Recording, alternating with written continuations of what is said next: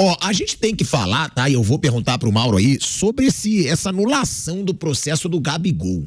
Anularam o processo do Gabigol. Eu sou um cara que eu não acho o Gabigol uma pessoa legal, tá? Sendo bem claro. Eu acho o Gabigol marrento, eu acho o Gabigol muitas vezes arrogante. Agora, eu tô achando sacanagem esse negócio do julgamento do Gabigol. Pô, primeiro o cara vai até a Europa, cancelamos, aí o cara tem que voltar. Agora, anulação do processo e o Gabigol volta a ficar suspenso por 1 ano, até abril do ano que vem. Eu não sou amigo, não admiro a postura dele, quando tem que criticar, eu critico, mas é um absurdo o que tá acontecendo no julgamento, que vai prejudicar a carreira do cara, porque prejudica inclusive as negociações que ele tá fazendo. O Gabigol tá num processo que ele vai encerrar o contrato com o Flamengo e ele pode ficar aí, ó, a ver navios, porque ninguém vai contratar um jogador que está suspenso. Vou perguntar pro Mauro se ele está inteirado sobre a situação, pra gente explicar um pouco do que acontece. Mauro, você consegue resumir o que aconteceu? Porque anularam o processo. Aí a justificativa, por falta de um representante da União Federal. E vai se enrolando, e agora o Gabigol volta a ser suspenso, né, Mauro? Até abril, porque suspende o efeito suspensivo. Pois é, problema dele, ele se meteu nisso porque quis, velho. Não é? Se ele vai lá, faz o pipi direitinho lá no vidrinho, entrega, não enche o saco de ninguém enche o saco dele, vai todo mundo pra casa e acabou. Por que ele se meteu nesse negócio aí? É mais uma atrapalhada do seu Gabriel Barbosa, entendeu? Ele se meteu nisso, por que ele fez isso? Eu também concordo. Cara, coisa simples, né? Não, eu concordo, mas eu acho que é sacanagem da justiça também. Não, se for sacanagem, os caras Ele sacaneou os caras. O cara já foi pra Europa, voltou. Eu não conheço esses processos, não vou me aprofundar. E nem vou me aprofundar nisso porque não me interessa esse assunto. Tem mais o que fazer do que ficar me preocupando com o Gabriel e suas brigas na justiça, lá com o negócio de doping lá, que ele não quis fazer. Agora, o caso é esse. Ele se meteu nessa enrascada. Ele se meteu. É apenas isso. Era só chegar lá e fazer. Se ele acha, repito o que eu falei desde o começo, se sempre ele é requisitado por exame e isso o incomoda, que ele acha que, sei lá, sempre eu, por que não outros jogadores? Vai lá, recolhe o material, entrega o exame, chega para os caras, chama o dirigente do Flamengo, né? Vem cá, olha, eu quero fazer um protesto aqui junto com você. Chama o Braz, o Spindel, sei lá, o Fabinho Soldado estava lá ainda, né? O Ansa, a turma toda. Junta um petit comitê, ó. Toda vez que esses caras vêm aqui, eles pedem para fazer o exame. Aí pega lá as datas, dia tal eles vieram. Por que, como diria o Balotelli, por que sempre eu? Né? Eu quero questionar isso aqui. Eu acho que tem tantos jogadores aqui, sempre eu sou um doce. Eu acho que está errado. Na próxima eu gostaria que vocês diversificassem um pouco. Eu tenho um motivo especial para sempre pedir para eu fazer. Pô, acabou. Mauro, eu vou só voltar para a rádio e vou te devolver a palavra. De volta, hein? De volta à Rádio Jovem Pan, agora na rádio e no YouTube. Mauro dando sua opinião aí sobre a anulação do processo do Gabigol e ele volta a estar suspenso. Então, ele se meteu nisso porque quis. Quer dizer, porque ele se meteu nessa confusão. Não tinha nenhuma necessidade de se meter nisso.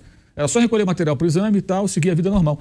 Essa é uma das coisas mais bizarras já acontecidas no futebol. Um jogador se envolver numa suspensão, que tem que ir para a Europa, volta, aí viajou à toa, aí tem efeito suspensivo, aí tira efeito suspensivo. E o pior, ele tem final de contrato. Ninguém vai contratar ele assim. Aí, que o Palmeiras ofereceu pré-contrato, tudo, certamente o Palmeiras vai se proteger. Até porque se ele for suspenso, o contrato fica também suspenso. E uma coisa é o Palmeiras chegar em janeiro e apresentar, tá aqui o Gabriel Barbosa. A outra, se ele só puder jogar em abril, vou esperar em abril. É outra história, quer dizer, ele só perde com isso. Enfim. Mas ele parece achar que tem sempre razão, né? A sua última aparição na entrevista, nesse jogo agora, que ele conseguiu chutar a bola contra o gol adversário, e o Flamengo perdeu, parecia que ele tinha resolvido o jogo. Né? E teve Gabizete falando, não, o Gabigol jogou melhor, de fato, correu, se empenhou, mas o Flamengo perdeu. O quanto ele custa num jogo desse, para ele ser realmente elogiado, ele tem que entrar e mudar o jogo. Aí, o Gabigol entrou e mudou o jogo. O Flamengo ganhou. 3-2. Fez um gol, deu uma assistência, jogou pra caramba, mas não foi o que aconteceu. Continua muito aquém daquilo que custa.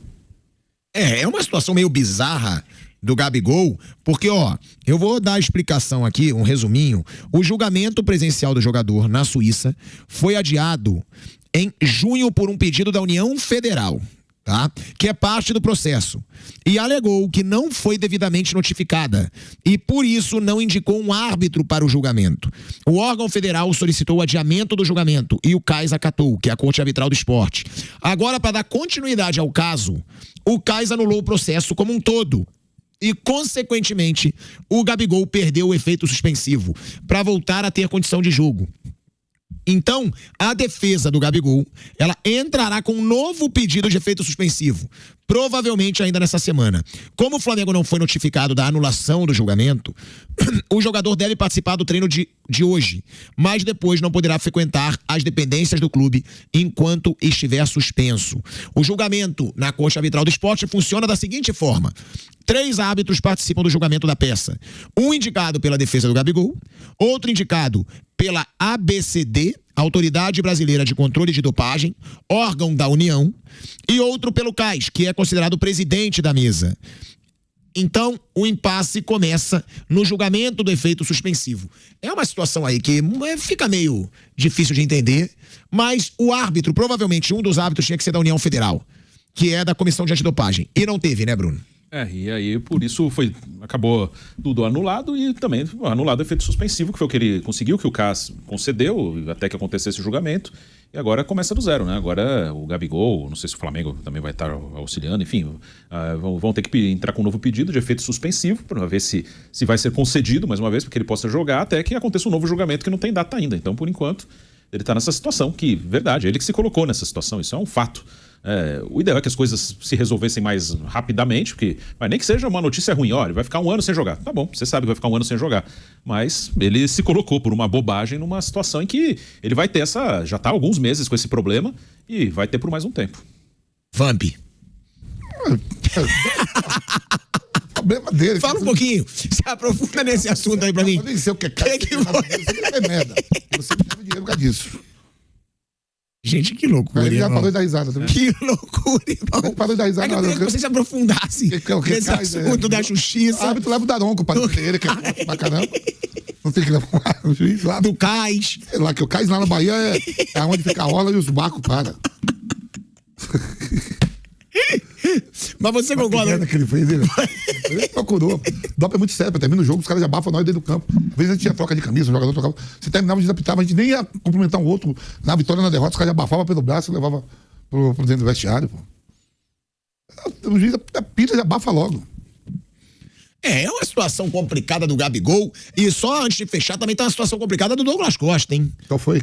Vai rescindir qual foi. Chegou. A festa do Copacabana Palace? Chegou, não fez muita coisa, foi criticado e encaminhou o acordo para rescisão. Agora, para mim, o erro maior é da diretoria e do Diniz, na época que autorizou a contratação, né, gente? Tem mais gente nesse bolo aí de veterano, viu? Mano Menezes. Mauro, sobre a situação do Douglas. Para mim, o erro maior é da diretoria do Fluminense. De ter contratado um jogador que já tinha passado pelo Grêmio e não deu em nada.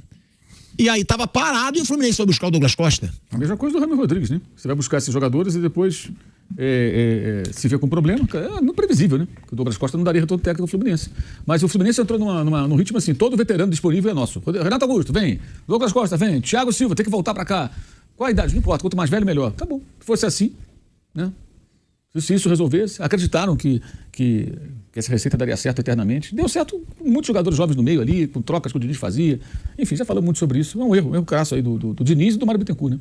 Que foram contratações feitas na gestão do Diniz, ele concordou com elas, obviamente. É uma situação meio bizarra. Douglas Costa chegou, provavelmente não com um salário baixo, e é assim, né? Vai sair do Fluminense sem ter mostrado muita coisa, criticado pela torcida, e até por isso não tá precisando muito